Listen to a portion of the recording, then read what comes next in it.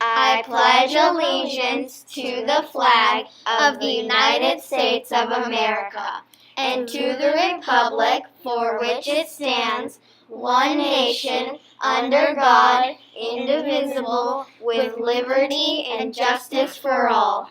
Yo prometo lealtad a la bandera de los Estados Unidos de América y a la república que representa una nación bajo Dios entera con libertad y justicia para todos.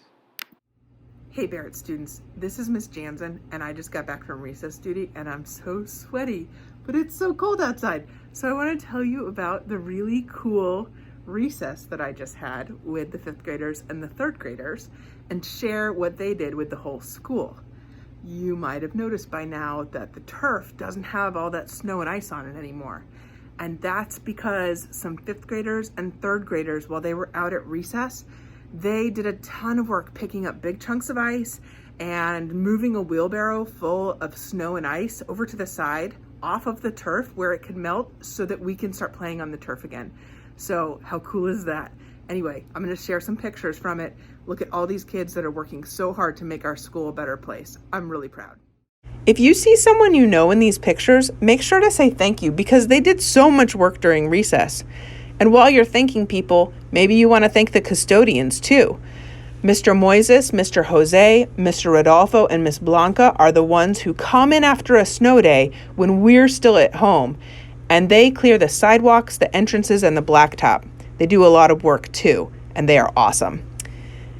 If you see these pictures and you think, I wish I was out there because that looks really fun, then I have a challenge for you.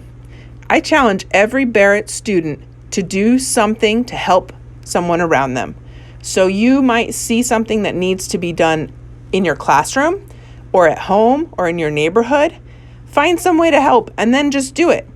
And if you want to, you can come by the library before school, find me, Miss Jansen, and tell me because I would love to hear your ideas and I would love to know all of the ways that Barrett kids are helping in our community. Okay, have a great weekend. Thanks, 3rd and 5th graders. Science is interesting. Does a magnet have to touch something to attract it? Here's a way to find out. Tape one end of some thread to a table and tie the other end to a steel paperclip. Now see if you can keep the paperclip off the table and in the air without touching it. The paperclip floats in the air because the magnet attracts it, even though it doesn't touch it. Can magnets attract things through glass or paper or other kinds of material? To find out, put a steel paperclip in a glass. Then, using a magnet, move the paperclip along the side of the glass, like this.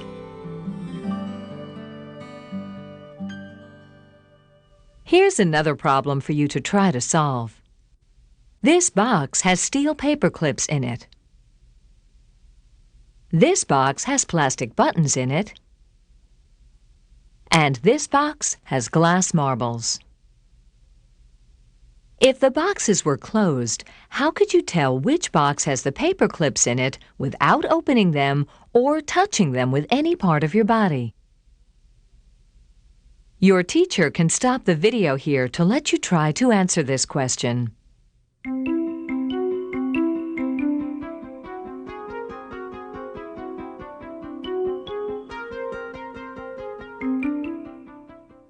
How can you figure out which box has the paperclips? Try holding a magnet near each box. The magnet attracts the steel paperclips even through the paper of the box. In this program, we saw that work is the moving of something from one place to another, and that work requires force, a push or pull. We saw how machines help us do work, and how simple machines are machines that have few, if any, moving parts. There are just 6 kinds of simple machines. the lever, the inclined plane, the wedge, the screw, the wheel and axle, the pulley.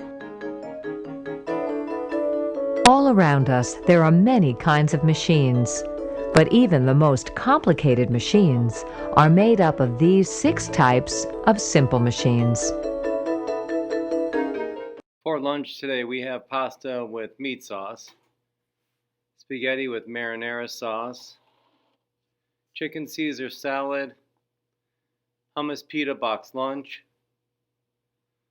steamed carrots, fresh romaine salad, fresh fruit, and a choice of milk.